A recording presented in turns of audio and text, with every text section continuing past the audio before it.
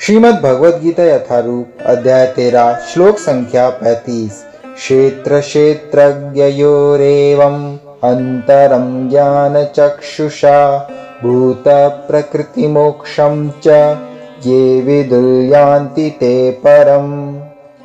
जो लोग ज्ञान के चक्षुओं से शरीर तथा शरीर के ज्ञाता के अंतर को देखते हैं और भवबंधन से मुक्ति की विधि को भी जानते हैं, उन्हें परम लक्ष्य प्राप्त होता है।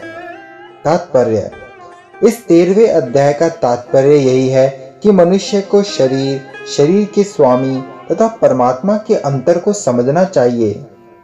उसे श्लोक 8 से लेकर श्लोक 12 तक में वर्णित मुक्ति की विधि को जानना चाहिए, तभी वह परम गति को प्राप्त हो सकता है। श्रद्धालु को चाहिए कि सर्वप्रथम वह ईश्वर का श्रवण करने के लिए सत्संगति करे और धीरे धीरे प्रबुद्ध बने। यदि गुरु स्वीकार कर लिया जाए तो पदार्थ तथा आत्मा के अंतर को समझा जा सकता है और वही अग्रिम आत्म साक्षात्कार के लिए शुभारंभ बन जाता है। गुरु अनेक प्रकार के उपदेशों से अपने शिष्य को देहात्म बुद्धि से मुक्त होने की शिक्षा देता है। उदाहरणार्थ, भगवद गीता में कृष्ण अर्जुन को भौतिक बातों से मुक्त होने के लिए शिक्षा देते हैं।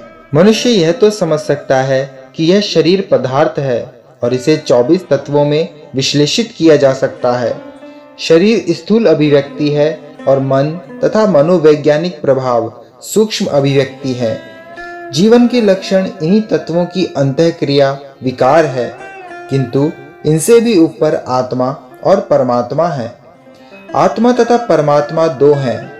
यह भौतिक जगत आत्मा तथा 24 तत्वों के संयोग से कार्यशील है। जो संपूर्ण भौतिक जगत की इस रचना को आत्मा तथा तत्वों के संयोग से हुई मानता है और परमात्मा की स्थिति को भी देखता है, वही वैकुंठ लोक जाने का अधिकारी बन पाता है। ये बातें चिंतन तथा साक्षात्कार की हैं। मनुष्य को चाहिए कि गुरु की सहायता से इस अध्याय को भली भांति समझ ले। इस प्रकार श्रीमद् भगवद गीता के 13वें अध्याय प्रकृति, पुरुष तथा चेतना का भक्ति वेदांत तात्पर्य पूर्ण हुआ। हरे कृष्ण।